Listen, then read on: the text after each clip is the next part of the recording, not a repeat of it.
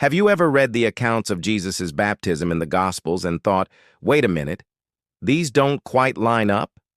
You're not alone. It's a question many people have. Do Matthew, Mark, Luke, and John contradict each other? Let's dive in and see what's really going on. First up, the Synoptic Gospels, Matthew, Mark, and Luke. They're called synoptic because they share a similar perspective and can be seen together. Mark, likely the earliest gospel, gives a very direct account. In Mark chapter 1, Jesus comes from Nazareth, is baptized by John in the Jordan. The heavens tear open, the Spirit descends like a dove, and a voice from heaven declares, "You are my beloved Son. With you I am well pleased."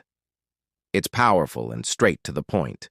Luke's account is very similar, but adds a small, yet significant detail. In Luke chapter 3, he mentions that Jesus was praying when the heavens opened.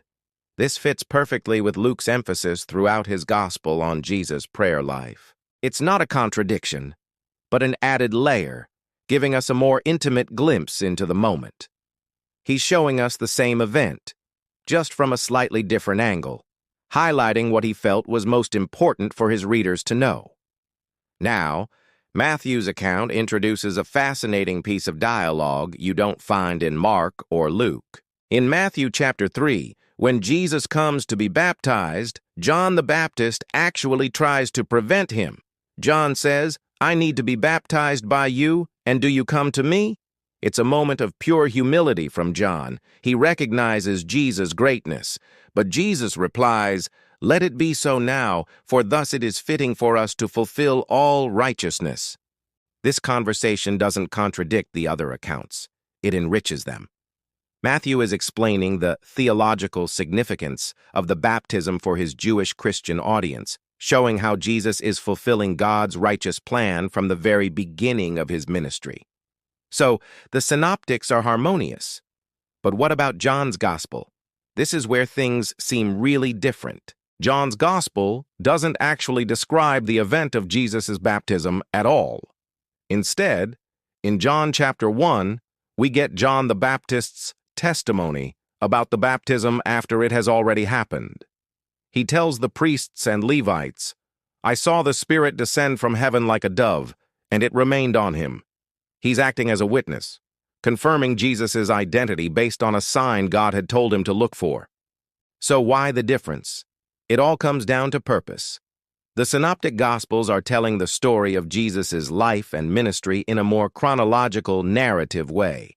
John's Gospel has a more explicitly theological goal, to prove from the outset that Jesus is the Son of God, the Lamb who takes away the sin of the world. He uses John the Baptist's testimony as a powerful eyewitness confirmation of this divine identity. He's not trying to retell the story of the baptism itself. He's using the results of the baptism to make his central point. Think of it like four friends witnessing an amazing event. One might focus on the raw action of what happened. Another might focus on the emotional reaction of the main person involved. A third might remember the important conversation that took place, and the fourth might simply tell everyone later what the event meant. They all saw the same thing, but they each highlight the part that struck them as most important. They aren't contradicting each other, they're complementing each other, giving us a richer, more complete picture of the truth. So, are the Gospels contradictory on Jesus' baptism? Not at all. They are four unique, divinely inspired accounts, each with its own perspective and purpose, working together to give us a multifaceted and profound understanding of this pivotal moment in history. Thanks so much for exploring this with me today. If you found this analysis helpful, please give this video a like and consider subscribing for more content like this. We'd love to have you as part of our community. See you in the next video.